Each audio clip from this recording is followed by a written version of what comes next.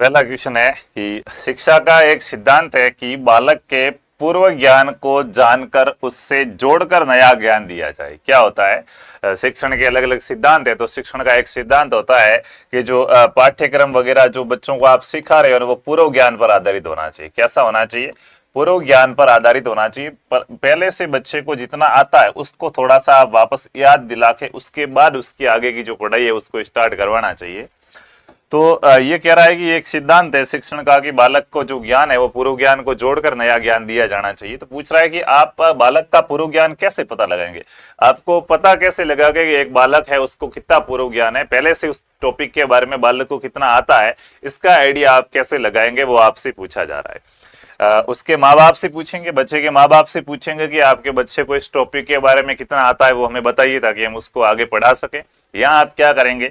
उसके साथ बात करके, बच्चे के साथ बातचीत करके पता लगाओगे, या बच्चे से प्रश्न पूछकर पता लगाओगे, या आप मनोविज्ञान की पुस्तकें पढ़ोगे। तो मनोविज्ञान की पुस्तकें पढ़ने से बालक के व्यवहार का आपको पता लगेगा। बालक को किसी टॉपिक के बारे में कितना ज्ञान है ये आप उससे जब प्रश्न पूछेंगे तब पता लगेगा कि कितना उसको आता है। इसलिए हम प्रस्तावना जो होती है उस प्रस्तावना के अंदर कुछ प्रश्नों को भी क्या करते हैं, शामिल करते हैं, ताकि पता चले कि प्रश्नों का आंसर उसको कहां तक आता है और कहां से उसके लिए एक समस्यात्मक प्रश्न बन जाता है और समस्यात्मक प्रश्न को पकड़ते हुए आगे की पढ़ाई है वो कराई जाती है। तो क्या हो जाएगा कि बच्चे से प्रश्न पूछकर उसके जो पूर्व ज्ञान है उस पूर्व ज्ञान का क्या है पता लगाया जाएगा। जो भी सी ऑप्शन बता रहे हैं यहाँ पे वो सारे के सारे राइट हो जाएंगे। एक शिक्षक को ज्ञान के अलावा अपने विद्यार्थियों को और क्या सिखाना चाहिए? एक शिक्षक है वो बच्चों को ज्ञान तो देता ही देता है, ज्ञान के अलावा अपने शिक्षार्थी है जो विद्यार्थी है उसको और क्या क्या बातें सिखानी चाहिए वो आपसे पूछ रहा है। एक शिक्षार्थी को हमेशा समय का सदुपयोग करना सिखाना चाहिए। बिल्कुल सर। लक्ष्य प्राप्ति के लिए अथक प्रयास, अगर लक्ष्य प्राप्त करना है तो एक प्रयास से लक्ष्य प्राप्त नहीं हो और बहुत सारे प्रयास करना उसको सिखाना चाहिए। विपरीत परिस्थिति में भी सेम, विपरीत परिस्थितियां, इस विपरीत परिस्थितियों को अनुकूलित बनाकर क्या है उसके जरिए क्या करना चाहिए, मेहनत करनी चाहिए, कार्य करना चाहिए। तो सारी बातें सही है कि एक शिक्षक है उनको ये तीनों चीजें क्या है अपने विद्यार्थी को सिखानी चाहिए। आपको एक विचार गोष्ठी में जाना है तथा कक्षा में महत्वपूर्ण पाठ का अध्यापन भी करना है। तो आप देखिए आपके सामने दो चीजें हो गई है कि आपको एक तो विचार गोष्ठी में जाना है, ठीक है, विचार गोष्ठी भी उसी समय है और साथ में आपकी क्लास का एक बहुत महत्वपूर्ण इंपोर्टेंट पार्ट है वो भी क्या रह चुका है, बाकी रह चुका है। ऐसी कंडीशन के अंदर आप क्या करेंगे वो आपसे पूछा गया है। विचार गोष्ठी में नहीं जाएंगे, किसी सहयोगी को पढ़ाने के लिए कहकर चले जाएंगे। पहला तो भाई चलो पाठ अगर हमारा अधूरा रह चुका है सर तो हम विचार गोष्ठी के अंदर जाएंगे ही नहीं, ठीक है। दूसरा है कि किसी सहयोगी को पाठ पढ़ाने का कहेंगे भाई मेरी जगह तू पाठ पढ़ा ले और हम चले जाएंगे। या विचार गोष्ठी के उपरांत आकर बच्चों को अतिरिक्त समय में पढ़ाएंगे या विद्यालय से अवकाश ले लेंगे। तो देखिएगा इसमें ऐसा हो सकता है अगर दोनों को मैनेज करके चलना हो तो सीधी सी बात है भाई क्या करेंगे, विचार गोष्ठी को बाद में आएंगे आकर उपरांत पढ़ाएंगे। लेकिन इससे ये चीज भी पता चलती है कि उपरांत आकर बच्चों को अतिरिक्त क्लास लेंगे, मतलब आप शिक्षण कार्य उसको दूसरे नंबर पे रख रहे हो और पहले नंबर पे क्या है अपनी विचार गोष्ठी को रखते हो। तब ये एक प्रकार से वापस से अपने आप को एक डीम ले जाता है भाई आप शिक्षण कार्य को दूसरे नंबर पे रख रहे हो कि पहले हम विचार गोष्ठी में जाएंगे उसके बाद आकर क्या करेंगे बच्चों के पाठ को पढ़ाएंगे। अगर ऐसी कंडीशन के अंदर वापस इसका आंसर ये माना जाएगा कि अगर ऐसा ही काम हो गया, दोनों काम एक जगह हो गए कि विचार गोष्ठी में भी जाना है और पढ़ाना भी है, तो हम पढ़ाने को प्राथमिकता देंगे, विचार गोष्ठी में नहीं जाएंगे। कुछ सवाल आपके सामने ऐसे भी आएंगे, ठीक है। अगला प्रश्न, डेवी के अनुसार शिक्षा एक, शिक्षा है वो क्या है? डेवी के अनुसार आपसे पूछा गया है कि डेवी के अनुसार शिक्षा एक सामाजिक आवश्यकता है, हमारे समाज की आवश्यकता है शिक्षा, व्यक्तिगत आवश्यकता है, मनोवैज्ञानिक आवश्यकता है, या क्या हो जाएगा सैद्धांतिक आवश्यकता है। क्या हो जाएगा आपके मतानुसार शिक्षा है वो शिक्षा क्या है? तो हमारे मतानुसार तो शिक्षा एक सामाजिक अवस्था है सर, समाज के लिए बहुत जरूरी, लेकिन मनोवैज्ञानिक डेवी का पूछा जा रहा है, डेवी के अनुसार शिक्षा क्या है? तो शिक्षा मनोवैज्ञानिक अवस्था, हर व्यक्ति है वो शिक्षित होना चाहिए, मनोविज्ञान कहती है शिक्षा को मनोवैज्ञानिक अवस्था माना गया है। अगला प्रश्न आपके सामने, शिक्षण कार्य में एक शिक्षक सदैव सीखता रहता है क्योंकि? मित्रों ये जो शिक्षण कार्य है, शिक्षण कार्य के अंदर शिक्षक है ना वो सदैव सीखता रहता है, बच्चों को तो सिखाता ही सिखाता है, इसके अलावा शिक्षक खुद है वो भी सदैव क्या करता है, सीखता रहता है। क्यों भाई? शिक्षक कैसे सीखता रहता है? वह नियमित समाचार पत्र पढ़ता है, शिक्षक है वो डेली की न्यूज़पेपर पढ़ता है, इसके लिए शिक्षक सीखता रहता है। या वह छात्रों की कॉपियां जांचता, बच्चों की कॉपियां जांच जांच कर शिक्षक सीखता रहता है। या वह तरह तरह के छात्रों और अभिभावकों से मिलता रहता है, तो उसका अनुभव बढ़ता है। क्या होता है इससे? उसका क्या बढ़ेगा? अनुभव बढ़ेगा। और क्या, अपने विषय ज्ञान को बढ़ाने के लिए सदैव अध्ययनशील रहता है। बस शिक्षक है वो अपने सब्जेक्ट का जो ज्ञान है उस ज्ञान को बढ़ाने के लिए हमेशा पढ़ता हुआ रहता है। बच्चों को पढ़ाने के लिए भी शिक्षक को क्या करना पड़ेगा? पढ़ना पड़ेगा। तो क्या राइट ऑप्शन हो जाएगा? डी हो जाएगा। यहाँ पे आपका जो भी है डी ऑप्शन क्या है? राइट है। अगला देखिए, आपने किसी छात्र को दंड दिया, बाद में पता लगता है कि उसे जिस अपराध का दंड दिया गया है वह अपराध उसने किया ही नहीं है। कहते हैं ना कि जब किसी अपराध के झूठे आरोप लग जाए तो फिर क्या करना चाहिए? कि वो गुनाह कर लेना चाहिए। ऐसा है क्या सर? तब आप तो एक शिक्षक है, तो आप क्या कहना चाहेंगे? वो आपसे पूछा है कि एक बच्चे को आपने दंड दिया, आपने जिस गलती के लिए बच्चे को दंड दिया वास्तव में वो गलती उस बच्चे ने की नहीं थी। अब ऐसी कंडीशन के अंदर आप क्या करेंगे? वो आपसे पूछा गया है। बाद में कुछ भी करने से कोई लाभ नहीं। अब क्या सर है, पीट दिया, अब तो कुछ भी करने का कोई फायदा नहीं है। या लगातार ये कहेंगे कि उसे ठीक ही दंड दिया गया है, कोई बात नहीं, कहेंगे ठीक है फिर भी मारा तो कोई दिक्कत वाली बात नहीं है। यहाँ क्या करोगे? छात्र के समक्ष खेद प्रकट करेंगे, छात्र के समक्ष दुख प्रकट करेंगे, खेद प्रकट करेंगे कि भाई गलती है हो गई, मुझे पता नहीं था, एग्जैक्टली आइडिया नहीं लगा पाया कि किसने गलती की थी, इसलिए आपको दंड दे दिया। या इस बात का पता लगाएंगे कि यदि उसने अपराध नहीं किया था तो अपराध किसने किया था? बताओ भाई फटाफट से। देखिएगा ये थोड़ा सा संगीन विषय रहेगा आपके सामने। मान लीजिएगा कि दो चीजें हैं, आपकी बुक है वो बुक किसी ने फाड़ दी, घर पे छोटे छोटे बच्चे होते हैं वो बुक वगैरह फाड़ दिया करते हैं, ठीक है। तो एक ए बुक व्यक्ति है, एक बी व्यक्ति है, आपको लगा कि इसने ए ने बुक फाड़ी, आपने इसको पीट पाट के क्या कर दिया? रुड़ा दिया, ठीक है। अब जब पता चल गया कि नहीं बुक तो इसने नहीं फाड़ी थी, तो क्या करोगे आप? इसको पहले चुप कराओगे, सांत्वना दोगे, या ये पता करोगे चल तू रोता रहे, और दूसरे का पता करते फिर फाड़ी किसके उसको भी पीटते हैं। तो एक बेसिक सी जो डी बता रहे भाई, थोड़ा सा अगर आप मानवीयता के नाते सोचें तो वो तो सीधी सी बात पता चल रही है कि हम उसके सामने खेद प्रकट करेंगे कि भाई क्या है आपको दंड, हमें एक समस्या उत्पन्न होगी, उस समस्या का हमें क्या पूछा है? कारण समाधान पूछा गया कि भाई हमने उस व्यक्ति को दंड दे दिया गया है जो वास्तव में गुनहगार था ही नहीं, तो हम क्या करेंगे? तो हम उससे क्षमा मांगेंगे, उनके सामने खेद प्रकट करेंगे, कोई बात। उसके बाद हमारा काम होगा कि हाँ उसके बाद वास्तव में अपराधी कौन था उसका हम पता लगा सकते हैं। लेकिन हमारा पहला काम क्या होगा कि जिसको बिना गलती के सजा मिली है उसके सामने खेद प्रकट किया जाएगा। तो राइट ऑप्शन क्या हो जाएगा? यहाँ पे सी ऑप्शन आप सभी का सही हो जाएगा। अगला है, विद्यालय में अपना निश्चित स्थान बनाने के लिए शिक्षक को चाहिए कि वह, विद्यालय के अंदर एक शिक्षक को अपना निश्चित स्थान बनाना है तो उसके लिए क्या करना चाहिए? वो आपसे पूछा गया है। विद्यालय में अपना निश्चित स्थान बनाने के लिए शिक्षक को चाहिए कि वो अपने छात्रों को अपने पक्ष में कर ले, छात्रों को अपने फेवर के अंदर रख लेना चाहिए, या साथियों का बड़ा समूह बना ले, अपने जो भी दूसरे शिक्षक साथी उनका एक बड़ा अच्छा ग्रुप बना लो आप, ताकि विद्यालय में आपका निश्चित स्थान रहेगा, या अपने अधिकारियों के संपर्क में रहे, या अपने उत्तरदायित्व के अंदर क्या रखे? आस्था रखे। तो देखो एक स्कूल के अंदर अपना अच्छा स्थान बनाना, अच्छा स्टेटस बनाना है तो सीधी सी बात है कि आपको क्या करना पड़ेगा? अपना जो कार्य है, अपनी जो एक प्रकार से रेस्पॉन्सिबिलिटी है, उत्तरदायित्व है, उसको ईमानदारी से निभाना पड़ेगा। दूसरी बातों से सबसे बेस्ट ऑप्शन है कि अपने उत्तरदायित्व के अंदर क्या रखेंगे? आस्था रखेंगे, निष्ठापूर्वक क्या करेंगे? निष्ठापूर्वक अपना कार्य करेंगे, निष्ठापूर्वक कार्य करेंगे, जिससे क्या है मित्रों स्कूल के अंदर हमारा एक अच्छा स्थान है वो बनेगा। डी ऑप्शन वाले सारे साथी यहाँ पे सही हो जाएंगे। अगला है, एक छात्र जो आपके पड़ोस में रहता है यदा कदा गृह कार्य पूरा करने में आपकी सहायता लेने हेतु आपके घर आया करता है, क्या आप, एक बच्चा है जो जहां आप रहते हैं वहीं आपके पड़ोस के अंदर ही बच्चा रहता है, और कभी कभी वो उसका होमवर्क पूरा करने में सहायता लेने के लिए आपके घर पे आता है, आपके घर पे आके पूछता सर इसका आंसर कैसे लिखूं, ये क्या करूं क्या नहीं करूं, उस कंडीशन में आप क्या करेंगे? वो आपसे क्या है पूछा गया है, ठीक है। इसे अपने आराम के समय में व्यवधान मानेंगे और भविष्य में न आने के लिए हिदायत देंगे। उसको कहेंगे देख भाई ये भी मेरा आराम का समय है और तू इसमें डिस्टर्ब कर रहा है, तो आज के बाद तू मेरे घर पे नहीं आएगा, ये बात उसको बताओगे। या सोचेंगे कि बेचारे का भला हो रहा है, मेरी जेब से तो कुछ खर्च नहीं, भाई अगर घर पे आ रहा तो मेरा क्या नुकसान हो रहा है, उसका क्या हो रहा है, भला हो रहा है, ये सोच के उसकी भलाई करेंगे। या उसके माँ बाप को सुझाव देंगे कि उसके लिए ट्यूशन बनवा दे, या इस संबंध में कुछ भी नहीं कहेंगे। तो मित्रों क्या है, हम उसको किस प्रकार से, भाई चलो हमारा कुछ नुकसान हो नहीं रहा है, बच्चे का भला हो रहा है तो हम उसकी सहायता करेंगे, भले ही वो हमारे घर पे आ रहा है तो भी हम उसकी क्या करेंगे? सहायता करेंगे। बी ऑप्शन यहाँ पे आप सभी का क्या हो जाएगा? सही हो जाएगा। बिल्कुल सोनू जी, अशेक जी, जसूराम, सरिता, प्रियंका, दीपिका, बिल्कुल सभी का स्वागत है। जय भीम। हाँ, उठा सकते हैं। स्कूल में बालक की स्वतंत्र और स्वाभाविक अभिव्यक्तियों के लिए व्यवस्था की जानी चाहिए। ये कथन किसका? स्कूल के अंदर बालक की स्वतंत्र और स्वाभाविक अभिव्यक्ति है, उसके लिए व्यवस्था की जानी चाहिए। ये कथन किसका था? ये आपसे पूछा गया है। ठीक है, स्कूल में बालक की क्या है? स्वतंत्र और स्वाभाविक अभिव्यक्ति है ना, उसकी व्यवस्था की जानी चाहिए। ये कथन किसका है? उसके बारे में आपसे पूछा गया। ये टी रेमांड का कथन है, रायबर्न का है, तो इसमें देखो ज्यादा सोचने की आवश्यकता नहीं, आता होगा उसको डायरेक्ट आता होगा, और 99% संभावना है कि नहीं आता होगा। ठीक है, तो याद करके रख लीजिएगा कि स्वतंत्र और स्वाभाविक अभिव्यक्तियों की बात किसने करी है कि स्कूल में बच्चे के लिए स्वतंत्र और स्वाभाविक अभिव्यक्तियां होनी चाहिए। ये बात मारिया मॉन्टेसोरी के द्वारा करी गई। किसके द्वारा करी गई है? मारिया मॉन्टेसोरी के द्वारा करी गई है। सी ऑप्शन आपको क्या करना है? अच्छे से याद रखना है।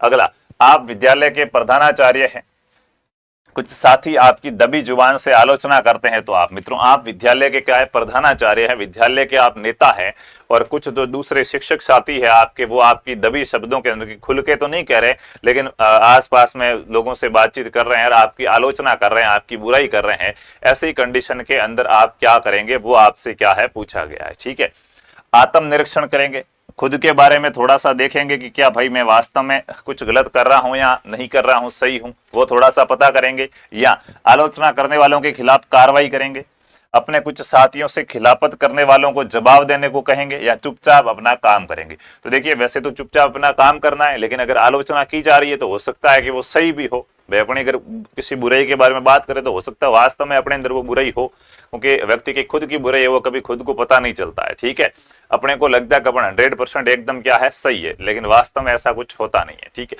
तो अपना आत्मनिरीक्षण करेंगे, खुद के बारे में थोड़ा सा देखेंगे कि वास्तव में मेरे से कोई गलती हुई है क्या, तो क्या करेंगे? आत्मनिरीक्षण करेंगे। ए ऑप्शन वाले यहाँ पे सभी साथी क्या हो जाएंगे? सही हो जाएंगे। अगला सवाल है, आप किस छात्रों को समस्या छात्र मानेंगे? मित्रों, आपके सामने 4 प्रकार के छात्र है, कौन से छात्र को आप समस्यात्मक बालक मानेंगे? बताइए, इनमें से कौन सा बालक है जिसको आप क्या मानते हैं? समस्यात्मक बालक मानते हैं। आपके सामने 4 प्रकार के छात्र है, चारों में से कौन से छात्र को आप समस्यात्मक छात्र मानते हैं? वो आपसे पूछा गया है। बताइए, जो कक्षा शिक्षण के दौरान बहुत से प्रश्न करे, आपसे क्लास में बहुत सारे प्रश्न पूछता है, वो बच्चा है वो एक समस्यात्मक बालक कहलाएगा। या जो कक्षा शिक्षण के दौरान पढ़ाई की ओर ध्यान न दे, जो पढ़ने में ध्यान नहीं दे रहा है, वो समस्यात्मक बालक है। या जो कक्षा के छात्रों से अलग अपने आप में खोया रहे, अपनी धुन में मस्त बैठा रहता है, वो समस्यात्मक बालक हो जाएगा। या जो अपनी क्रियाओं से कक्षा में अनुशासनहीनता बढ़ाए, तो एक समस्या कौन सी होगी? बच्चा क्लास में प्रश्न पूछ रहा है, ये कोई समस्या है क्या? ये कोई समस्या नहीं है, अच्छी बात है। ठीक है, बच्चा क्लास में पढ़ेगी और ध्यान नहीं दे रहा है, ये समस्या ज्यादा बड़ी समस्या है। ये एक ध्यान नहीं दे रहा है, कितने, जैसे कोई एक बच्चा क्लास में ध्यान नहीं दे रहा तो कितने लोगों का नुकसान हुआ? उस एक बच्चे का नुकसान हुआ। ठीक है, चलो, जो बच्चा अपने आप में खोया रहता है, अपने आप में मस्त रहता है, कोई समस्या वाली बात नहीं है, लेकिन जो अपनी क्रियाओं से कक्षा में अनुशासनहीनता फैला रहा है, जो पूरी क्लास है उस पूरी क्लास का अनुशासन क्या कर रहा है? भंग कर रहा है, तो ये सबसे बड़ी समस्या है। तो ये बालक अपने लिए क्या होगा? समस्यात्मक बालक होगा। डी ऑप्शन क्या है? राइट है, ये सबका नुकसान कर रहा है, ये समस्यात्मक बालक है। डी ऑप्शन वाले सभी क्या हो जाएंगे? राइट ऑप्शन हो जाएंगे। अगले प्रश्न की बात करें, आपको मालूम हुआ कि आपके प्रधानाचार्य संस्था में कुछ गलत कार्य कर रहे हैं, तो आपको पता चला, जैसे आप शिक्षक बन गए और क्या है, आपको पता चला कि आपके जो प्रधानाचार्य है वो स्कूल के अंदर क्या कर रहे हैं? कोई गलत काम कर रहे हैं, उस कंडीशन के अंदर आप क्या करेंगे? वो आपसे पूछा गया है।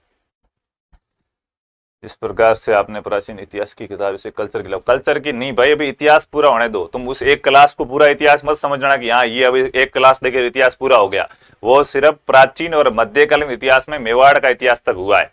अभी राठौड़ वंश पूरा पड़ा है, कच्छावा वंश पूरा पड़ा है, उसके बाद आधुनिक इतिहास पूरा पड़ा है, उसके बाद इतिहास पूरा हो रहा है। ठीक है ना, तो आप वो एक क्लास 4 घंटे की देख के ये ना सोचना कि इतिहास पूरा हो गया। इतिहास का एक पार्ट हुआ है, ऐसा खासा एक पार्ट और होगा तब इतिहास पूरा हो रहा है। ठीक है, उसके बाद दूसरा कुछ सोचेंगे, उन्हें समझाने का प्रयास करेंगे कि गलत कार्य नहीं करना चाहिए, या उनके उस तरफ अनदेखी करेंगे, अपन ध्यान ही नहीं देंगे, उच्च अधिकारियों से शिकायत करेंगे, या साथियों से परामर्श करके कोई निर्णय लेंगे। सबसे पहली बात है कि उन्हें समझाने का अपने स्तर पर प्रयास करेंगे कि भाई ऐसा कार्य है वो विद्यालय के अंदर नहीं करना चाहिए। ठीक है, अगले प्रश्न की बात करें। अगला प्रश्न आपके सामने, खेल के माध्यम से शिक्षा। बताइए, खेल द्वारा मित्रों जो शिक्षा दी जा रही है, खेल के माध्यम से शिक्षा है वो किस प्रकार की है, उसको आप कैसा मानते हैं? खेल के माध्यम से शिक्षा मनोवैज्ञानिक है, खेल के माध्यम से जो शिक्षा है वो अमनोवैज्ञानिक है, रचनात्मक प्रवृत्ति को दबाती है, या समूह प्रवृत्ति को दबाती है। तो देखिएगा खेल द्वारा जो शिक्षा दी जा रही है, अब जो यहाँ पे सी ऑप्शन बता रहे हैं वो कह रहे हैं कि सर रचनात्मक प्रवृत्ति को दबाती है। तो रचनात्मक प्रवृत्ति को तो नहीं दबाती है, पर आप अपने आप को जरूर दबा रहे हो। यहाँ पे दबाने का बात की गई, बढ़ाने की बात नहीं की गई है कि खेल द्वारा अगर शिक्षा दी जाए तो रचनात्मक प्रवृत्ति को बढ़ाएगी, ऐसी बात नहीं की गई। वो दबाने का बात कर रहा है। कम करती तो कम तो नहीं करती, दबाने का मतलब कम, तो ये तो गलत हो गया। अमनोवैज्ञानिक है या मनोवैज्ञानिक है? तो क्या है? मनोवैज्ञानिक तरीका। ये क्या है? खेल द्वारा जो शिक्षा दी जा रही है ये मनोवैज्ञानिक तरीका है। राइट ऑप्शन क्या हो जाएगा आपका? ए ऑप्शन राइट हो जाएगा। अगला, विद्यालय की समस्याओं के हल में एक अध्यापक को, विद्यालय की मित्रों जो भी समस्याएं आती है उन समस्याओं के हल में एक अध्यापक को क्या करना चाहिए, वो आपसे पूछा गया है।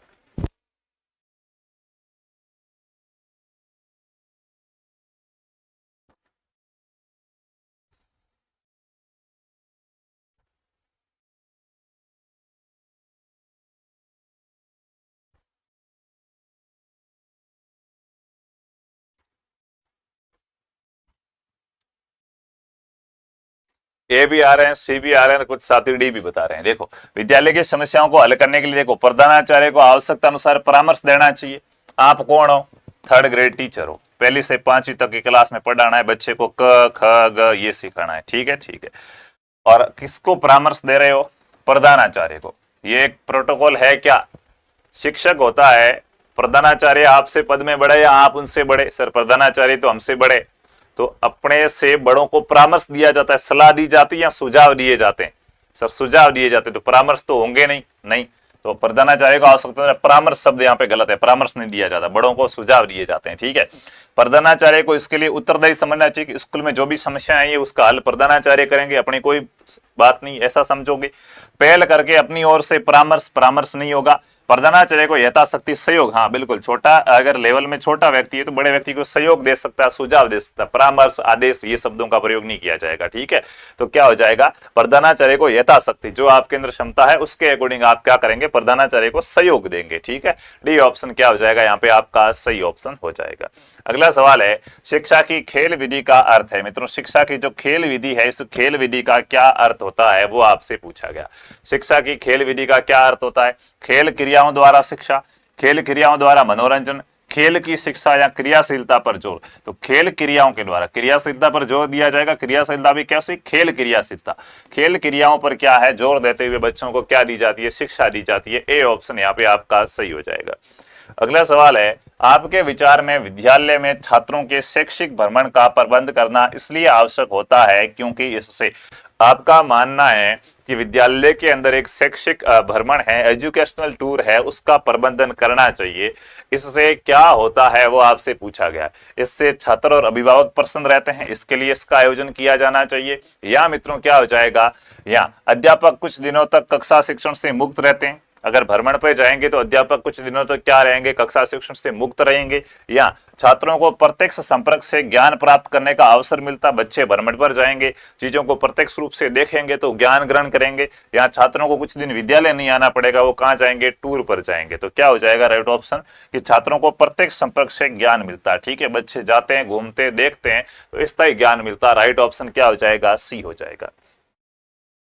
कक्षा शिक्षण की उत्तम प्रणाली वह है जिसमें, मित्रों कक्षा शिक्षक की सबसे, कक्षा शिक्षण है उसकी सबसे अच्छी प्रणाली कौन सी है? कक्षा शिक्षण की सबसे उत्तम प्रणाली कौन सी है वो आपसे पूछा गया है। ठीक है, प्रश्नोत्तर की आवश्यकता नहीं पड़े, सबसे अच्छी प्रणाली वो है जहां पे क्या है? प्रश्नोत्तर की आवश्यकता नहीं पड़े, या अध्यापक छात्रों से प्रश्न पूछे वो अच्छी है, छात्र अध्यापक से शंका समाधान करे वो अच्छी है, या अध्यापक और छात्र दोनों प्रश्न पूछे। तो अध्यापक और छात्र दोनों प्रश्न पूछे वो शिक्षण की प्रणाली क्या है? सबसे अच्छी है। इसमें मित्रों क्या है? इसमें शंका समाधान भी हो जाएगा। अगला है, शिक्षकों द्वारा शैक्षिक क्रियात्मक अनुसंधान करने के विषय में आपका मत है कि, शिक्षक मित्रों जो शैक्षिक क्रियात्मक अनुसंधान करते हैं इसके बारे में आपका क्या मत है वो आपसे पूछा गया। क्या होता है क्रियात्मक अनुसंधान? कल भी बताया था कि अचानक से विद्यालय के अंदर कोई समस्या उत्पन्न हो जाती है तो उसके सॉल्यूशन के लिए जो कार्य किया जाता है उसे क्रियात्मक अनुसंधान कहा जाता है। तो क्रियात्मक अनुसंधान किया जाता है शिक्षकों के द्वारा, इसके बारे में आपका क्या कहना है?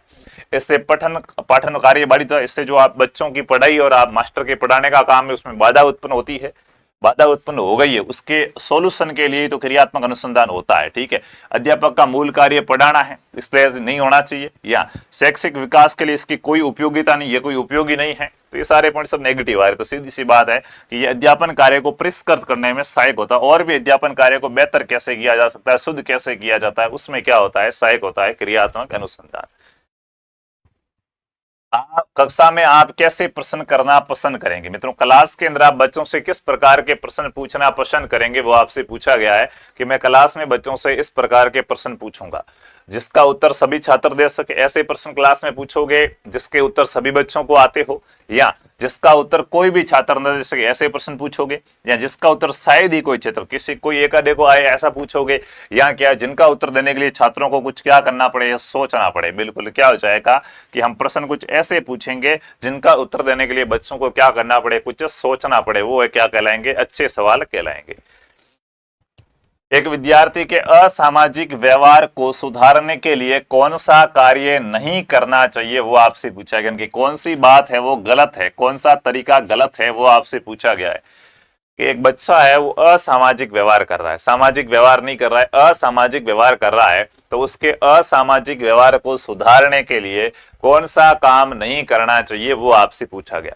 दूसरे विद्यार्थियों से कहना कि वह उसके साथ न रहे, दूसरे क्लास में दूसरे बच्चे उनको ये कहना कि इस बच्चे के साथ कोई नहीं रहेगा, सभी इससे अलग रहो, इससे उसका असामाजिक व्यवहार सुधरेगा या बढ़ेगा? भाई बालक असामाजिक है, असामाजिक का मतलब क्या, वो सामाजिक नहीं है, मेल मिलाप वाला है, एक प्रकार से सबके साथ रहने वाला वो बालक नहीं है। और आगे जाके उसको सुधारने के लिए आप उसको कह रहे हो कि इसके साथ और कोई मत रहो, तो वो तो और असामाजिक हो जाएगा बालक। तो ये तरीका तो सीधा पहले ही गलत हो गया। ठीक है, लेकिन फिर भी आगे ऑप्शन देखते हैं कि विद्यार्थी से समस्या पर विचार करना चाहिए, बिल्कुल उसको परामर्शदाता के पास भेजना चाहिए, बिल्कुल उसके परिवार के सदस्यों से बात करनी चाहिए कि बालक को सामाजिक कैसे किया जा सकता है। तो ये तीनों तरीके क्या है, सही है, ये तरीके आप क्या है कर सकते हो। लेकिन दूसरे बच्चों को कहना कि इसके साथ कोई नहीं रहेगा, ये बच्चा क्या है बदमाश है, इसके साथ कोई नहीं रहेगा, इससे तो वो और भी क्या हो जाएगा, असामाजिक हो जाएगा। ए ऑप्शन यहाँ पे आपका क्या है, राइट हो जाएगा। जिज्ञासा, बताइए भाई, जिज्ञासा है ये जन्मजात होती है, पैदा की जाती है, ज्ञान से बढ़ती है, या अध्यापक में अवश्य होनी चाहिए? सबसे बेस्ट ऑप्शन कौन सा है? आपको जिज्ञासा के बारे में पूछा गया, अध्यापक की जिज्ञासा के बारे में नहीं पूछा गया। ठीक है, जिज्ञासा के बारे में पूछा गया है कि जिज्ञासा क्या है। बेसिकली नॉर्मली पूछा जा रहा है जिज्ञासा क्या है, जिज्ञासा जन्मजात होती है, पैदा की जाती है, ज्ञान से जिज्ञासा बढ़ती है, या अध्यापक में अवश्य होनी चाहिए, वो आपसे क्या है पूछा जा रहा है, बताइए। तो देखो ब ऑप्शन बताया है भाई किसने, राधा, राधा राधा लिखा हुआ ब बता रहे हैं। ठीक है, धर्मश्री प्रजापत, हाँ धनश्री प्रजापत बी बता रहे हैं। ठीक है, उसके बाद कौन है, विनु बी बता रहे हैं, बिल्कुल बी वाले सारे राइट हो जाएंगे। क्या हो जाएगी, देखो जिज्ञासा है वो जन्मजात नहीं होती, पैदा की जाती है। ठीक है, किसी भी चीज के बारे में हमारी जानने की जो इच्छा होती है वो जिज्ञासा होती है, तो वो पैदा होती है, ज्ञान से बढ़ती है, ज्ञान आने पर तो बुझ जाएगी। ठीक है, जैसे आपके अंदर जिज्ञासा है कि अगला प्रश्न कौन सा आने वाला है, लेकिन जैसे अगला प्रश्न दिखेगा तो वो जिज्ञासा बंद हो जाएगी, फिर अगले के लिए जिज्ञासा बढ़ेगी, फिर अगले के लिए। जिस चीज के बारे में आपको जिज्ञासा थी कि ये पेन है वो कैसे बनती है, जानने की अपनी इच्छा थी, अब अपने को ज्ञान प्राप्त हो गया कि इस पेन को कैसे बनाया गया, तो इस चीज के बारे में तो अपनी जिज्ञासा खत्म हो गई, अब किसी दूसरी चीज के लिए आएगी। ठीक है, तो और अध्यापक में अवश्य होनी चाहिए, ये बात बिल्कुल सही है, लेकिन यहाँ पे हमें नॉर्मल जिज्ञासा की प्रवृत्ति के बारे में पूछा गया है। तो जिज्ञासा क्या है, पैदा की जाती है, अध्यापक में भी होनी चाहिए, और अध्यापक को बच्चे में भी जिज्ञासा पैदा करनी चाहिए। ठीक है, अगला सवाल, आपके विद्यालय में कुछ शिक्षक ट्यूशन को अपना व्यवसाय समझते हैं, ऐसी स्थिति में आप क्या करेंगे? आपके विद्यालय के कुछ शिक्षक है जो ट्यूशन का काम है ना, उस ट्यूशन के काम को क्या करते हैं, ट्यूशन के काम को अपना पैसा समझते हैं, अपना व्यवसाय समझते हैं कि ट्यूशन करवाना है, बढ़िया अच्छे प्रकार से क्या करनी है, कमाई करनी है। तो इस ट्यूशन को क्या समझते हो आप, वो आपसे पूछा गया है।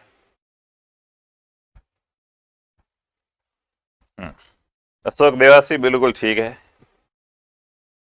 मेरे 50% सिलेबस हुआ है, तो मैं क्या करूं सर, प्लीज जवाब दो। बताइए भाई, अगला सवाल क्या हो जाएगा कि आपके विचार से कुछ शिक्षक है वो ट्यूशन को अपना व्यवसाय समझते हैं, तो आप क्या करोगे, उससे आने वाली हानियां, नुकसान बताओगे कि भाई ट्यूशन करवा रहे हो उससे क्या क्या नुकसान हो सकते हैं, आपकी एक प्रकार से प्रतिष्ठा कम होगी, बच्चे आपके ऊपर विश्वास करना कम करेंगे, स्वयं भी उस समूह में शामिल हो जाएंगे, आप भी ट्यूशन स्टार्ट करोगे, प्रधानाचार्य से रिपोर्ट करोगे, या कोई मतलब नहीं रखोगे, तो क्या उससे होने वाली हानियां बताएंगे कि ट्यूशन करवाने से आपकी जो स्कूली स्टेटस है उसके ऊपर क्या क्या प्रभाव पड़ता है, वो आपसे क्या है पता चलेगा। तो राइट ऑप्शन ए हो जाएगा। अगला, छात्रों के आवेगों का दमन करने के लिए संभवतः, मित्रों क्या है, छात्रों के आवेगों का दमन करने से संभवतः, आप बच्चों के जो आवेग है उन आवेगों का दमन करते हैं, उन आवेगों को दबाते हैं, उन आवश्यकताओं की पूर्ति नहीं करते हैं, तो क्या हो सकता है वो आपसे पूछा गया है। ठीक है, बच्चों में जो आवेग है उन आवेगों को अगर आप दबाते हैं, उनकी पूर्ति नहीं करते हैं, तो क्या हो सकता है वो आपसे क्या पूछा जा रहा है। वे अनुशासन मानने लगेंगे, कतई नहीं मानेंगे, उनका आवेग दबाया जाएगा तो बच्चा समस्यात्मक हो जाएगा, अनुशासन मानेगा ही नहीं। ठीक है, उनमें विद्रोह की भावना पनपने लग जाएगी, बिल्कुल, उनकी सृजनात्मक शक्ति कुंठित हो जाएगी। तो दोनों बातें क्या है, सही है, बी और सी दोनों क्या है, राइट है। देखिएगा, बच्चे की कोई आवश्यकता है, जैसे एक बच्चा है, छोटा बच्चा है 6 साल का, वो किसी मेले के अंदर गया और उसने वहां पे क्या देखा, खिलौना देखा। अब वो है, वो खिलौना लेने के लिए कह रहा है कि मुझे ये खिलौना लेना है, लेकिन घर वाले अगर उसको वो खिलौना नहीं दिलाते हैं, और भी कोई ऐसा तरीका जिससे उसको संतुष्ट किया जा सके, वो नहीं कर पाते, तो वो बच्चा बिगड़ेगा, वो बच्चा समस्यात्मक होगा, वो अनुशासनहीनता दिखाएगा। घर पे उसको कोई काम भी बताया जाएगा तो मना करेगा, मैं नहीं करूंगा, और अपना रेफरेंस देगा कि मुझे उस दिन खिलौना दिलवाया था, क्या मैं क्यों काम करूं, है। हाँ, तो क्या है, वो बिगड़ेगा, तो कभी भी अनुशासन तो मानेगा ही नहीं। अगला, छोटे बच्चे लंबे और कठिन शब्दों का सही उच्चारण नहीं कर पाते हैं, आप क्या उपाय करेंगे। मित्रों, छोटे बच्चे होते हैं, उनके सामने लंबे लंबे शब्द और जो कठिन कठिन शब्द आते हैं, उनका वो अच्छे से क्या है, उच्चारण नहीं कर पाते हैं। इसके बारे में आप क्या समझते हैं, वो आपसे क्या है पूछा गया है, बताइए भाई। ऐसे शब्दों को बार बार बुलवाएंगे, बार बार ऐसे शब्दों को बुलवाएंगे ताकि बच्चा सीख जाए, बिल्कुल सही बात है। ऐसे शब्दों को पहले खंडों में बांट कर बुलाएंगे, टुकड़ों में बांट लेंगे, कोई लंबा शब्द है, बड़ा शब्द है, कठिन शब्द है उसकी, जैसे इंग्लिश में आप स्पेलिंग याद करते थे, एजुकेशन के स्पेलिंग याद करते थे, इतनी बड़ी स्पेलिंग क्या है याद नहीं रहती थी। ठीक है, तो क्या करते थे, पहले EDU याद करते, फिर CATIUN याद करते, उससे आपको पूरी स्पेलिंग याद होती थी। टुकड़ों में बांट के करवाओगे, मिलते जुलते उच्चारण वाले शब्दों का सहारा लेंगे, तो ये भी क्या है, बात सही है। बी और सी दोनों ऑप्शन सही है, ए भी क्या है, सही है। ठीक है, तो यहाँ पे अपने को बी और सी दोनों वाला दिया गया, तो दोनों को क्या मानेंगे, सही मानेंगे। राष्ट्रीय पर्व जैसे 15 अगस्त और 26 जनवरी है, पर विद्यालय में उपस्थित होने के संबंध में आपका क्या विचार है। राष्ट्रीय पर्व है अपने 15 अगस्त और 26 जनवरी। 15 अगस्त और 26 जनवरी को विद्यालय के अंदर क्या है, विद्यालय में उपस्थित होने के बारे में आपका क्या विचार है, वो आपसे पूछा गया है। आदेशों का अनुपालन करना है, सरकार का आदेश होता है, इसलिए हमें उस दिन स्कूल जाना पड़ता है। या मनोरंजन के साधन है कि इस दिन सर डांस वांस होगा, मिठाई विठाई बटेगी, या कोई लाभ नहीं है। ये राष्ट्रीय एकता और अखंडता को सुदृढ़ करने में प्रोत्साहन मिलता है। तो मित्रों, 15 अगस्त है, 26 जनवरी है, इस दिन सबके स्टेटस लगते हैं, मेरा रंग दे बसंती छोला, ये वो है, उससे पहले कभी नहीं दिखेंगे। जैसे ही 3-4 दिन पहले रहेंगे हैं, उस दिन से सबके अंदर देशभक्ति की भावना आ जाएगी। तो चलो 1-2 दिन के लिए भी आती, लेकिन कम से कम आती तो है कि राष्ट्रीय एकता और अखंडता का क्या है, विकास होता है, उसको क्या मिलता है, प्रोत्साहन मिलता है। अगले प्रश्न की बात करते हैं। पाठ शिक्षण के दौरान आप छात्रों से प्रश्न पूछते हैं और उनके समक्ष पाठ सामग्री प्रस्तुत करते हैं, क्यों। मित्रों, पाठ शिक्षण के दौरान आप क्या करते हैं, शिक्षक के रूप में बच्चों से क्या पूछते हैं, प्रश्न पूछते हैं, और उनके सामने पाठ की जो सामग्री है वो क्या करते हैं, प्रस्तुत करते हैं, उनका प्रस्तुतिकरण करते हैं। ऐसा क्यों, वो आपसे पूछा गया। इसके पीछे का क्या कारण है। इसलिए कि पाठ योजना में इसका वर्णन है, पाठ योजना में वर्णन होता है, इसलिए आपको ये करना पड़ता है, या इसलिए कि बच्चों को भली भांति समझ में आ जाए, इसलिए कि बाद में छात्रों को घरे कार्य दिया जाए तो उसमें स्वयं कर सके, या उन्हें प्रेरित करने के उद्देश्य से ताकि उनमें अपनी शंकाओं का समाधान कर ले। तो बिल्कुल बच्चों को प्रेरित करने के लिए, उनकी जो भी शंकाएं हैं उनका समाधान करने के लिए उनसे प्रश्न पूछना और पाठ्य सामग्री वगैरह प्रस्तुत की जाती है। तो डी ऑप्शन आप सभी का यहाँ पे क्या हो जाएगा, सही ऑप्शन हो जाएगा। अगला, आपके विचार से विद्यालय में नैतिक शिक्षा प्रदान करने के लिए आवश्यक है। मित्रों, विद्यालय में नैतिक शिक्षा देनी है, उसके लिए कौन सी चीज जरूरी है, वो आपसे पूछा गया है।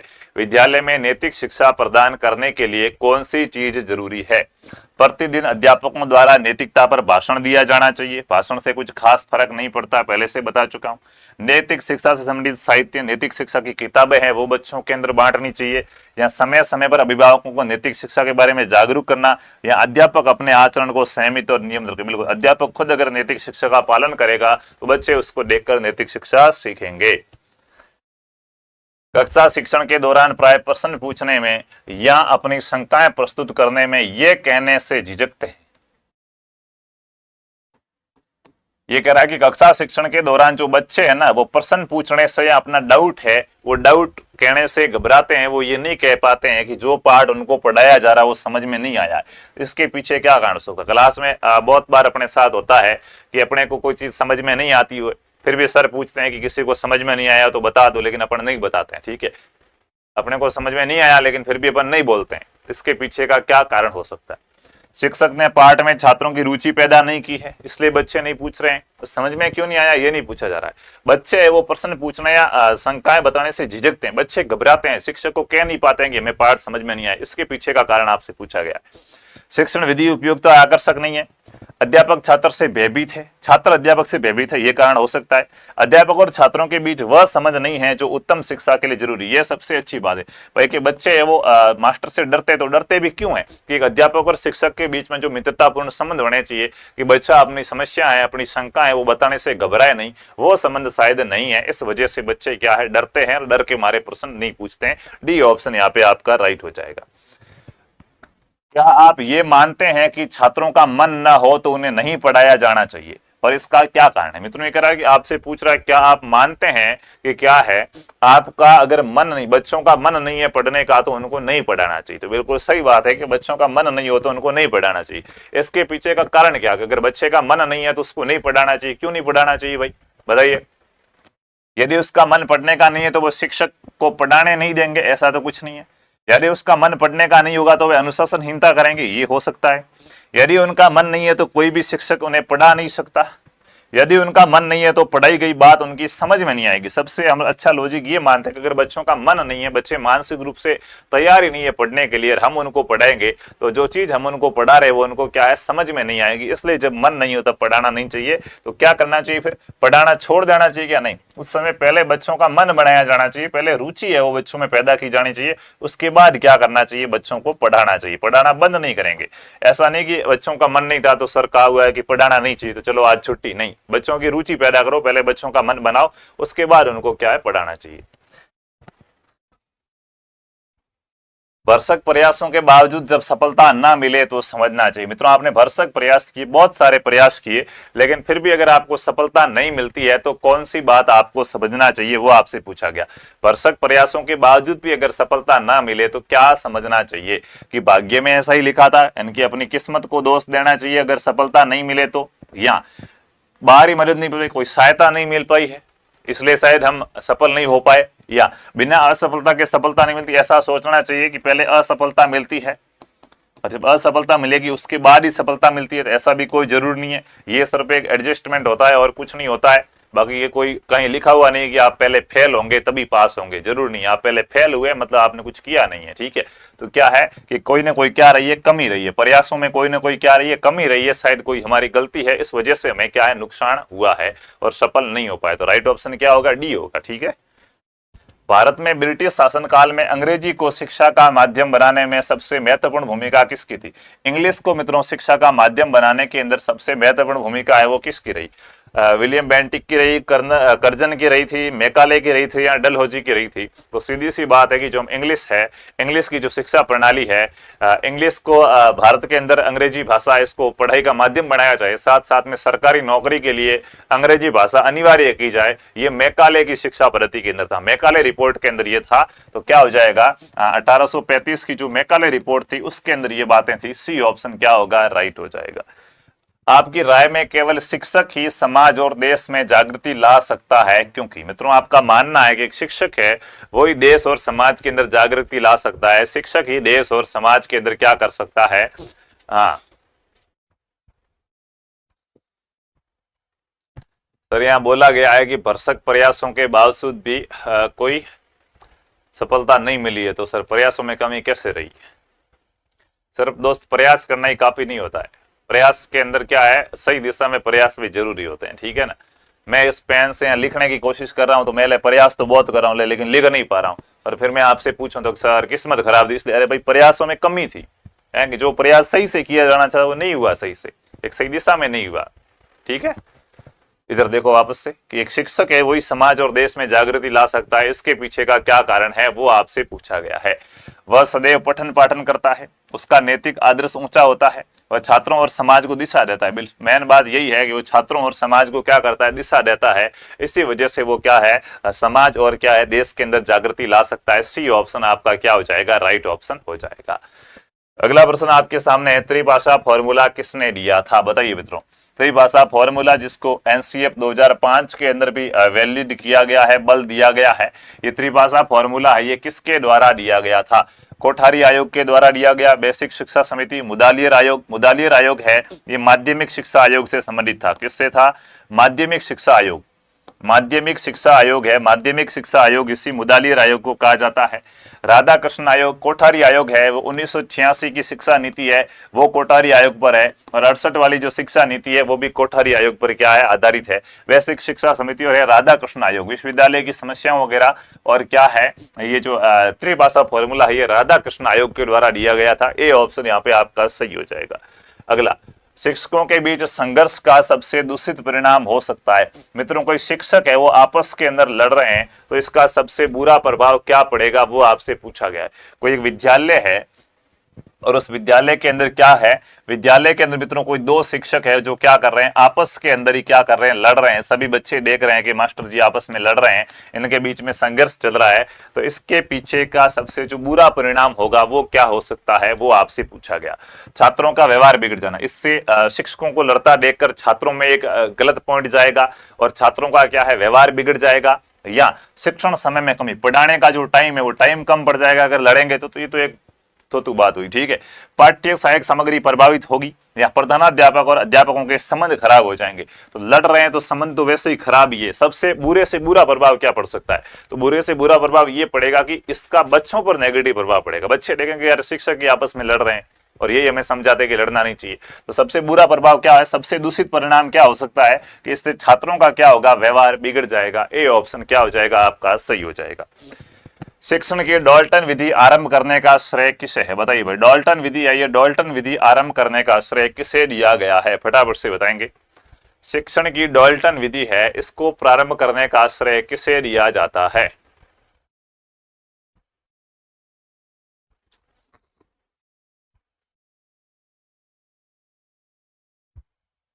कुछ आंसर ए आ रहे हैं और कुछ आंसर क्या आ रहे हैं, बी आ रहे। तो ए वाले भाई कुछ ज्यादा ही समझदार निकल रहे हैं, ए वाले तो ठीक है। ए वालों इधर देखो, डेकराली पूछी हुई है ना, डेकराली विधि। अगर आपसे डेकराली विधि पूछे ना तब आप अपना दिमाग यूज करना, क्या बस वही लिख देना डेकराली ने ली है। वैसे इसमें दिमाग यूज करने की आवश्यकता होती नहीं है। ये आइडिया आप यार डाल्टन में मत लगाओ कि अच्छा सर डाल्टन पूछा है तो डाल्टन बता देते, नहीं। डाल्टन विधि एलन पारकस्ट के द्वारा दी गई है। किसके द्वारा दी गई है, एलन पारकस्ट है, उनके द्वारा क्या दी गई है, डाल्टन विधि दी गई है। ठीक है, तो ये वाला जो आपका जुगाड़ है ये सिर्फ डेकराली विधि में चलता है और कहीं पे भी नहीं चलता है। ठीक है, एक और फिर भी देख सकते हो मॉन्टेसरी विधि।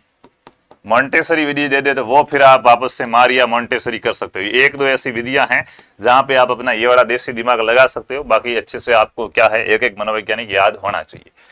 अगर कोई आपके कार्य में बार बार बाधा डालने की कोशिश करता है तो आप मित्रों, कोई व्यक्ति है जो आपके काम में बार बार क्या है, बाधा डालने की कोशिश करता है तो आप क्या करेंगे, वो आपसे पूछा गया है। कोई व्यक्ति आपके कार्य में क्या है, बार बार बाधा डालने की कोशिश कर रहा है तो आप क्या करेंगे, इसे गंभीरता से लेते हैं, इसे एकदम सीरियस लेंगे, सामान्य ढंग से लेंगे, नॉर्मल ढंग से लेंगे, उसे मना करने की कोशिश करते हैं, मना करेंगे कि भाई मेरे काम में बाधा मत डाल, या इससे इसका कारण पूछकर प्रत्युत्तर देते हैं। उससे कारण पूछेंगे कि वो मेरे काम में बाधा क्यों डाल रहा है, हम उसको उसका प्रत्युत्तर देंगे। तो सबसे बेस्ट ऑप्शन क्या होगा, कारण वाला हो जाएगा कि उससे कारण पूछेंगे कि भाई वो मेरे काम में बाधा क्यों डाल रहा है। प्रयोजनवाद ने किसे जन्म दिया, मित्रों प्रयोजनवाद है, इसने किसे जन्म दिया वो आपसे पूछा। प्रयोजनवाद के फलस्वरूप कौन सी एक नई शिक्षण विधि है उसने जन्म लिया था, वो आपसे पूछा गया है। प्रयोजनवाद है वो विलियम जेम्स का है और विलियम जेम्स के इस प्रयोजनवाद के आधार पर एक हमारी शिक्षण विधि आधारित है जिसका नाम है प्रोजेक्ट विधि। कौन सी विधि, प्रोजेक्ट विधि। तो प्रोजेक्ट विधि है वो प्रयोजनवाद पर आधारित है। ठीक है, इसलिए कभी कभी इसको परियोजना विधि भी कहते हैं। क्या कहते हैं, परियोजना विधि भी कहते हैं। क्या कहते हैं, परियोजना विधि भी कहते हैं। ठीक है, आप जब आप स्वयं निर्णय लेने में सक्षम नहीं है तो आप किसका परामर्श उपयुक्त समझते हैं। मित्रों, आप स्वयं क्या है, निर्णय लेने में सक्षम नहीं है, किसी चीज के बारे में आप स्वयं निर्णय नहीं ले पा रहे हैं कि मुझे एक्चुअली में क्या करना चाहिए, तो आप किसका परामर्श लेते हैं, किससे सलाह मशवरा करते हैं, वो आपसे पूछा गया। आप अपने सगे संबंधियों से सलाह मशवरा करते हैं, अपने माता पिता से करते हैं, अपने मित्रों से करते हैं, सभी से। तो क्या हो जाएगा, सभी से हम क्या है सलाह लेते हैं, आसपास में पूछ पाछ कर। हम खुद अगर निर्णय नहीं ले पाते तो अपने साथियों वगैरह से बातचीत करके एक अच्छे निर्णय पर पहुंचते हैं। डी ऑप्शन क्या हो जाएगा, राइट हो जाएगा। शिक्षा में प्रयोजनवाद की विचारधारा का प्रवर्तक कौन था, बताओ भाई। शिक्षा के अंदर जो प्रयोजनवाद की विचारधारा है, ये प्रयोजनवाद की विचारधारा किसने दी थी, वो आपसे पूछा गया है। शिक्षा में प्रयोजनवाद की विचारधारा है, इसका प्रवर्तक कौन था। किलपेट्रिक के द्वारा दी गई, जॉन डीवी के द्वारा, विलियम जेम्स के द्वारा, या पेस्टोलॉजी के द्वारा। तो शायद यहाँ अभी से क्या है 32 सेकंड पहले ही बताया आपको कि प्रयोजनवाद है ये विलियम जेम्स का है। इसी प्रयोजनवाद पर आधारित कौन सी विधि है, प्रोजेक्ट विधि। अभी बात की थी अपन ने। आप अपने दैनिक जीवन में महत्व देते हैं, आप अपने दैनिक जीवन के अंदर किस चीज को महत्व देते हैं, वो आपसे पूछा गया है। इन चारों चीजों में से आपके लिए कौन सी चीज है वो ज्यादा जरूरी है, उसका आपसे पूछा जा रहा है। आप अपने दैनिक जीवन के अंदर कौन सी चीज को क्या करते हैं, ज्यादा महत्व देते हैं, वो आपसे पूछा जा रहा है। दूसरों की समस्याओं को सुलझाने में आप दूसरों की जो समस्या है उसको सुलझाने में ज्यादा महत्व देते हैं। यहाँ लिखा हुआ है कि अपनी समस्याओं को सुलझाने में, खुद की समस्या है उनको सुलझाने के अंदर आप क्या करते हैं, ज्यादा महत्व देते हैं। अपने प्रियजनों की रक्षा करने में, अपने जो प्रियजन है उनकी रक्षा करने को ज्यादा महत्व देते हैं। या क्या है, आदर्श और नैतिकता की रक्षा को। तो सीधी सी बात है कि हम आदर्श और नैतिकता की रक्षा है उसको क्या करेंगे, ज्यादा महत्व देंगे। तो राइट ऑप्शन आपका क्या हो जाएगा, डी हो जाएगा। पेस्टोलॉजी का विचार था कि मित्रों, पेस्टोलॉजी है इसका क्या विचार था वो आपसे पूछा गया है। पेस्टोलॉजी का विचार था कि क्या विचार था भाई पेस्टोलॉजी का, फटाफट से बताओ क्या विचार दिया था पेस्टोलॉजी ने। कुचामण से कौन कौन है भाई, क्या हो जाएगा, कुचामण से कोई हो भी जाएगा तो सर मेरा नाम बोलो। उससे नाम बोलने से सिलेक्शन हो जाएगा क्या, नहीं होगा दोस्त, ठीक है। नाम बोलने से सिलेक्शन नहीं होगा, पढ़ने से क्या है सिलेक्शन हो जाएगा। पेस्टोलॉजी ने कहा था शिक्षा बालक के विकास के अनुरूप होनी चाहिए। पेस्टोलॉजी ने कहा था शिक्षा बालक के व्यक्तित्व का आदर करे। शिक्षा का उद्देश्य बच्चों की मानसिक शक्तियों का विकास करना है। तो सारी बातें क्या है इसके अंदर सही है, ये पेस्टोलॉजी के विचार थे। अगला सवाल आपके सामने है, बच्चे के विकास के लिए उपयोगी मानते हैं। मित्रों, बच्चों के विकास के लिए 4 बातों में से कौन सी बातें हैं वो उपयोगी है, वो आपसे पूछा गया है। बच्चों के विकास के लिए आप कौन सी बात को ज्यादा उपयोगी मानते हैं, वो आपसे क्या है पूछा जा रहा है। अच्छी पढ़ाई होनी चाहिए कि सर बच्चों के विकास के लिए पढ़ाई अच्छी होनी चाहिए।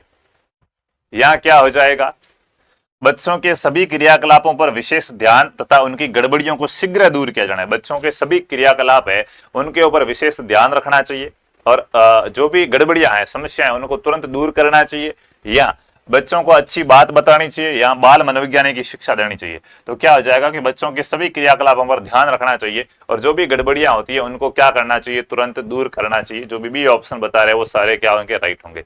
डी बता रहे हैं कि सर बाल मनोविज्ञान की शिक्षा देनी चाहिए। किसको दोगे बाल मनोविज्ञान की शिक्षा, बच्चों को। बच्चों के बाल मनोविज्ञान की शिक्षा कहाँ काम आएगी, एक शिक्षक के लिए बाल मनोविज्ञान की शिक्षा होनी चाहिए ताकि बच्चे के व्यवहार को समझ सके। बच्चों के लिए बाल मनोविज्ञान की शिक्षा कि वो दूसरे बच्चे को जान सके, ये अच्छा तरीका नहीं है, ठीक है। तो क्या है, मस्ट बात कौन सी है कि ऐसे सभी क्रियाकलापों पर ध्यान रखो, जो जो गलतियां करते हैं उनको पकड़ के अच्छे प्रकार से क्या करो, उनका सॉल्यूशन करो। पाठ्यक्रम लोचशील फ्लेक्सिबल होना चाहिए, यदि ऐसा नहीं होगा तो मित्रों पाठ्यक्रम के अंदर गुण होता है लोचशीलता का, कि पाठ्यक्रम है वो विविधता पर आधारित होना चाहिए। एक ही चीज पर अच्छे प्रकार, एक ही चीज पे बल नहीं देना चाहिए, विविधता को उसमें समावेशित किया जाना चाहिए, फ्लेक्सिबल होना चाहिए, ठीक है। एडजस्टमेंट हो सके, पाठ्यक्रम ऐसा होना चाहिए। जैसे आप कभी शर्ट वगैरह रहते हैं ना फ्लेक्सिबल, ये तो मेरे जींस फ्लेक्सिबल है, शर्ट है वो फ्लेक्सिबल है, ऐसे खींचते हैं तो वो ऐसे खींचने पर बढ़ जाती है। कोई मोटा आदमी है तो थोड़ी सी टाइट होकर बढ़ जाएगी, वैसे तो ऐसे उसमें एडजस्टमेंट का गुण होना चाहिए। क्यों भाई, ऐसा अगर नहीं होगा, अगर पाठ्यक्रम लोचशील या फ्लेक्सिबल नहीं होगा तो क्या होगा, उससे अलग अलग व्यक्तित्व वाले छात्रों का विकास नहीं होगा। अगर पाठ्यक्रम फ्लेक्सिबल नहीं होगा तो अलग अलग व्यक्तित्व वाले बच्चों का विकास नहीं हो पाएगा, यह विषय केंद्रित हो जाएगा, वह सामाजिक भावनाओं को प्रोत्साहित नहीं कर पाएगा, या वह छात्रों में लोकप्रिय नहीं हो पाएगा। तो सीधी सी बात है कि क्या होगा, उससे अलग अलग व्यक्तित्व वाले बच्चों का क्या है, विकास नहीं हो पाएगा। जो उस पाठ्यक्रम में एडजस्ट कर सकेंगे उन बच्चों का तो विकास हो जाएगा, लेकिन जो एडजस्ट नहीं कर पाएंगे उनका विकास नहीं हो पाएगा। तो अलग अलग व्यक्तित्व वाले विभिन्नता को बल देना है तो क्या है, पाठ्यक्रम क्या है, फ्लेक्सिबल होना चाहिए, ठीक है। सर इसका नाम ले लो, क्या पता ये कलेक्टर बन जाएगी। ये भी बात सही है, ये तो मैंने सोचा ही नहीं, नाम लेने से भी कलेक्टर बनते हैं। तो फिर दिल्ली में और जयपुर में जो बच्चे बैठे हैं कलेक्टर की तैयारी कर रहे हैं उनको कहना चाहिए कि भाई आप पढ़ाई वढ़ाई मत करो, इन सब चीजों को छोड़ो, एक बार क्लास में आइए, आपका नाम लेंगे, आप क्या बन जाओगे, कलेक्टर बन जाओगे। तो कमल देवपाल ले लिया भाई तेरा नाम, ठीक है, अब तुम कलेक्टर बन जाए तब बता देना कि यस सर बन गया मैं, है। हाँ, अगला प्रश्न, छात्रों में स्वस्थ आदतों के विकास के लिए आप प्रयास करेंगे कि बच्चों के अंदर क्या करना है, स्वस्थ आदतों का विकास करना है, उसके लिए आप क्या करेंगे, वो आपसे पूछा गया है। छात्रों में स्वस्थ आदतों के विकास के लिए आप क्या करेंगे, उनके माता पिता को स्वस्थ आदत विकसित करने के लिए दबाव देंगे, माता पिता पर दबाव डालेंगे बच्चों के कि बच्चों के अंदर स्वस्थ आदतों का विकास करो, या स्वयं अपनी अच्छी आदतों को बताकर उनकी स्वस्थ आदतों का विकास करेंगे। आप खुद अपनी अच्छी आदतें वो बताओगे कि देखो ये आदत मानो ऐसा होगा, ये फायदा होगा, बच्चों को भी इन आदतों का विकास करवाओगे। स्वस्थ आदत तो अनुवांशिक होती है तथा इसमें कुछ भी नहीं किया जा सकता। आप कहते हो जो अच्छी आदतें होती है तो अनुवांशिक होती है, अपने पूर्वजों से मिलती है, माता पिता से मिलती है, तो उसमें बदलाव नहीं किया जा सकता, आपका ऐसा सोचना है। या स्वस्थ आदतों पर प्रतिदिन क्या करोगे, परिचर्चा करोगे। तो बेस्ट तरीका कौन सा है कि आप खुद अच्छी आदतों का पालन करो और अपनी अच्छी आदतों के बारे में बच्चों को बताकर उन्हें भी क्या करो, प्रेरित करो आदतों को मानने के लिए, ठीक है। बी ऑप्शन आपका सही है। शिक्षा के संबंध में गांधी जी के कुछ विचार नीचे दिए गए हैं, इनमें से कौन सा गलत है वो आपसे पूछा गया है। कौन सा विचार है वो गांधी जी का नहीं है या गलत विचार है, वो आपसे क्या है पूछा जा रहा है। बताओ गांधी जी के विचार दिए गए, कौन सा विचार है वो गलत है या गांधी जी का नहीं है, वो आपसे पूछा जा रहा है। शिक्षा में प्रयोग, कार्य, खोज को स्थान मिलना चाहिए। शिक्षा में गांधी जी ने कहा था प्रयोग होने चाहिए, काम होना चाहिए, खोज होनी चाहिए, सही बात है। शिक्षा स्वावलंबी होनी चाहिए, शिक्षा ऐसी होनी चाहिए जो क्या बनाए, हमें आत्मनिर्भर बनाए, बिल्कुल सही बात है सर। साक्षरता शिक्षा है, आपने क्या की, 8वीं तक की पढ़ाई कर ली, 10वीं तक की पढ़ाई कर ली, आप साक्षर बन गए तो शिक्षा है, आपके शिक्षा ग्रहण कर लिया आपने। या शिक्षा बालक की समस्त शक्तियों और उनमें निहित गुणों का विकास करने वाली होनी चाहिए। बताओ भाई कौन सी बात गलत है वो आपसे पूछा गया है। अब जो भाई बी बता रहे हैं ना, छोटू पटेल है, डीसी डामोर, सर बी होगा। क्या है बी के अंदर, शिक्षा स्वावलंबी होनी चाहिए। अच्छा ये गलत है, गांधी जी के विचार नीचे दिए गए, उनमें से कौन सा गलत है वो आपसे पूछा है।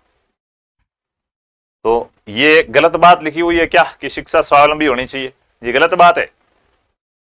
पीटीटी का पेपर देखना, आप बीएसटीसी की तैयारी करने जा रहे हो, पीटीटी के 2 साल और 4 साल वाले दोनों पेपर आपको देख के जाने, उसमें ये प्रश्न आया हुआ है शिक्षा का क्या फायदा है, शिक्षा ऐसी हो जो स्वावलंबी बनाए, आपको आत्मनिर्भर बनाए। तो गलत बात नहीं है, सही बात है, ठीक है। अब इधर वाला देख, ये वाला देख, साक्षरता शिक्षा है। साक्षरता का मतलब है कि आपको हिसाब किताब आता है, नॉर्मल सी आपको जानकारी का, आप कहीं अटकते नहीं है, किराना की दुकान पे गए, नॉर्मल पढ़े लिखे साक्षर हो, सिर्फ साक्षर है, 5वीं पढ़ लिए, 8वीं पढ़ लिए, हिसाब किताब आता, कहीं अटकते नहीं है, जोड़ बाकी गुणा भाग कर सकते हैं। इसका मतलब ये हो गया कि आपने शिक्षा प्राप्त कर ली, नहीं, इसका कतई मतलब ये नहीं कि आप शिक्षित हो, आप साक्षर हो, शिक्षित नहीं हो। क्योंकि शिक्षा है वो सिर्फ साक्षरता ही शिक्षा नहीं है, शिक्षा के अंदर बहुत सारे पहलू है वो क्या होते हैं, इंक्लूड होते हैं। तो यहाँ पे आपका राइट ऑप्शन क्या हो जाएगा, सी हो जाएगा कि ये बात गलत है। आमतौर पर लोग 5 वर्ष से कम उम्र के बच्चों की बातों पर ध्यान नहीं देते हैं, आपकी इस पर क्या विचारधारा होगी। 5 वर्ष से जो कम उम्र के बच्चे होते हैं, लोग उसकी बातों पर इतना ध्यान नहीं देते हैं, इसके बारे में आपका क्या सोचना है वो आपसे पूछा गया है। 5 वर्ष से कम उम्र के बालक है, उन पे लोग इतना ध्यान नहीं देते हैं, क्यों, वो कुछ बात भी करते तो उनके बारे में इतना वो गौर नहीं करते हैं, ध्यान नहीं देते हैं, इसके पीछे का क्या कारण हो सकता है। उनकी बातों में प्राय असलियत होती है, अतः उसकी बात पर ध्यान देना आवश्यक है कि नहीं। 5 वर्ष तक के बच्चे एकदम सच बोलते हैं, उनकी बातों पर ध्यान दिया जाना चाहिए। या उनकी बात में गंभीरता नहीं होती है, अतः उन पर ध्यान नहीं देना आवश्यक नहीं है। 5 वर्ष से कम उम्र के बालक है वो इतनी सीरियस नहीं होते हैं, उनकी बातों में इतनी गंभीरता नहीं होती है, तो ध्यान दो ना दो कोई फर्क नहीं पड़ता। या वह हमेशा झूठ ही बोलते हैं, अतः उन पर ध्यान देना ठीक नहीं। हमेशा झूठ बोले ये जरूरी नहीं है, उनकी जुबान ईश्वर की जुबान होती है, ऐसा आप महसूस करते हैं, ठीक है।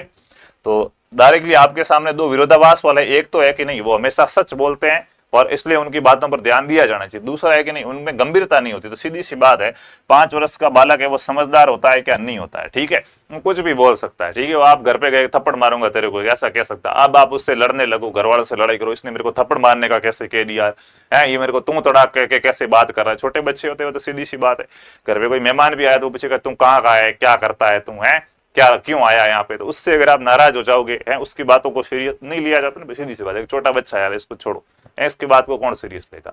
तो वही बात है कि उनकी बातों को इतना गंभीरता से नहीं लिया जाना चाहिए। शिक्षक का कार्य बालकों के ऊपर ज्ञान लादना नहीं है, ये कह रहा है कि शिक्षक का जो कार्य होता है, वो शिक्षक का कार्य बालकों के ऊपर ज्ञान को लादना नहीं होता है, बल्कि उन्हें सब शिक्षा के लिए तैयार करना होता है। ये विचार किसका है बताइए भाई। शिक्षक का कार्य है वो क्या है, शिक्षक का कार्य बालकों के ऊपर ज्ञान लादना नहीं है, बल्कि उन्हें सब शिक्षा के लिए तैयार करना है। ये कथन किसका है वो आपसे पूछा गया है। तो अरविंदो के द्वारा ये कथन दिया गया था मित्रों। राइट ऑप्शन आपका क्या हो जाएगा, ए हो जाएगा। अरविंदो ने कहा था कि शिक्षक है, इसका कार्य बच्चों को सब शिक्षा के लिए तैयार करना है, बच्चों पर ज्ञान को थोपना नहीं है। छोटे बच्चों को पढ़ाने के प्रति आपका विचार कैसा है बताओ भाई। छोटे बच्चे होते हैं, उनको पढ़ाने के प्रति आपका विचार कैसा है वो आपसे पूछा गया है। छोटे बच्चे होते हैं, उनको पढ़ाने के प्रति आपका किस प्रकार का विचार हो जाएगा वो आपसे पूछा गया है। उनको पढ़ाना अच्छा नहीं लगता है, उनको पढ़ाने में सरदर्द अधिक है, वह अधिक शरारती होते हैं, उनको पढ़ाने में उनकी मन स्थिति की जानकारी मिलती है। देखो पढ़ाना अच्छा नहीं लगता तो वो कहेगा मास्टर क्यों बनना है तुझे, सरदर्द अधिक है, नेगेटिविटी को दर्शा रहा है, बच्चे शरारती होते हैं ऐसा आप मानते हैं, और एक है कि उनको पढ़ाने से मन स्थिति की जानकारी अच्छे से मिल जाती है। तो सीधी सी बात है कि भाई अगर छोटे बच्चों को पढ़ाओगे तो उनको समझने में हमें क्या मिलती है, सहायता मिलती है। डी ऑप्शन राइट है। बाकी बड़े सारे नेगेटिव पॉइंट है, ठीक है, बाकी है सारे के सारे सच, लेकिन क्या है एग्जामिनर जो चाहे वो उसे बताना चाहिए, जो हमें पता हो वो नहीं बताया जाना चाहिए, ठीक है। तो डी ऑप्शन क्या हो जाएगा, सही हो जाएगा। कक्षा शिक्षण की सफलता का रहस्य है, कक्षा शिक्षण है उसकी सफलता का क्या रहस्य है। एक क्लास के अंदर शिक्षक पढ़ा रहा है, वो बहुत बढ़िया पढ़ाएगा, अच्छा पढ़ाएगा, सफल हो जाएगा, इसके पीछे क्या रहस्य है वो आपसे पूछा गया है, बताइए। कक्षा में पूर्ण अनुशासन, अगर क्लास के अंदर पूर्ण अनुशासन रहेगा तो वो क्लास सफल होगी। शिक्षक और छात्रों के बीच संतुलित और सुसंगत व्यवहार, शिक्षक और छात्रों के बीच में अच्छा सुसंतुलित व्यवहार है तो कक्षा में शिक्षण सफल होगा। दृश्य सामग्री के द्वारा पढ़ाओगे तो यहाँ श्यामपट्ट का उपयोग करोगे तो सीधी सी बात है कि शिक्षक और छात्रों के बीच संतुलित और अच्छा व्यवहार है तो मित्रों क्या है, कक्षा का जो शिक्षण कार्य है वो क्या होगा, सफल होगा। छात्र नैतिक शिक्षा को तभी ग्रहण कर सकते हैं जब क्या करे, शिक्षक स्वयं उनका आचरण करे। ये ऑप्शन नहीं हो तब क्या बनना है कि उनको पाठ्यक्रम के साथ क्या करना देना चाहिए, जोड़ देना चाहिए। अपन काफी बार ये प्रश्न कर चुके हैं। कक्षा शिक्षण के दौरान छात्र प्रश्न पूछकर पाठ आगे बढ़ाने की क्रिया में तब तक सहभागी नहीं बनेंगे जब तक कि शिक्षक उन्हें इनके लिए पाठ है ये कि कक्षा शिक्षण के दौरान छात्र है वो प्रश्न पूछकर उस पाठ को क्या है आगे बढ़ाने की क्रिया में तब तक सहभागी नहीं बनेंगे, भाग नहीं लेंगे। बच्चे मतलब प्रश्नों के द्वारा पाठ को तब तक आगे नहीं बढ़ाएंगे जब तक आप उन्हें कहोगे नहीं, जब तक आप उन्हें बाध्य नहीं करोगे, जब तक आप उन्हें प्रेरित नहीं करोगे या आदत नहीं डालोगे। तो बच्चों को प्रेरित करना पड़ेगा पाठ में सहभागिता लेने के लिए, उनमें रुचि उत्पन्न की जाएगी, उन्हें प्रेरणा दी जाएगी, जिससे बच्चे क्या करेंगे, पाठ के अंदर सहभागिता लेंगे। सी ऑप्शन यहाँ पे आपका राइट हो जाएगा। अगला है, यदि आप शिक्षण को अपना व्यवसाय बनाना चाहते हैं तो आप, अगर आपको शिक्षण को अपना व्यवसाय बनाना है तो आपको क्या करना चाहिए वो आपसे पूछा जा रहा। बताओ भाई, अगर शिक्षण को अपना व्यवसाय बनाना है तो आपको क्या करना चाहिए।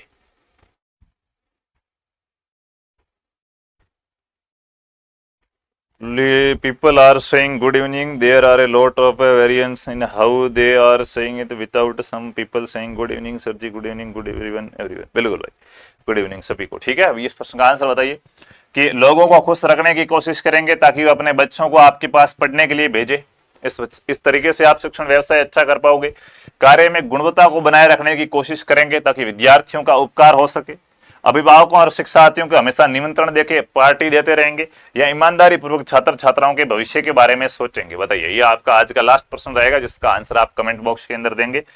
बाकी इस क्लास की जो पीडीएफ है वो टेलीग्राम चैनल पर मिलेगी, टेलीग्राम पर भेज दी जाती है। आप अगर टेलीग्राम चैनल पे जुड़े हुए नहीं हो तो उसमें तो हमारी कोई गलती नहीं है, ठीक है। बाकी हमारी टीम के द्वारा तो क्या है, डेली टेलीग्राम पे पीडीएफ भेज दी जाती है। कुछ बच्चे हिस्ट्री की जो मैराथन हुई थी पार्ट 1 की, अभी हिस्ट्री पूरी नहीं हुई है, पार्ट 1 की मैराथन हुई है, तो कहते हैं उसकी पीडीएफ नहीं आई, तो उसी दिन भेज दी गई थी शाम को। आप नहीं देखी है, आपने चेक नहीं किया, आपको नहीं मिली तो मित्रों को तो हम घर पे तो भेज नहीं सकते। इस ग्रुप के अंदर हमने तो डाल दी है, रात को मिल जानी चाहिए, ठीक है। बाकी आप सभी को बता दिया है कि जो भी प्रैक्टिस वगैरह बढ़िया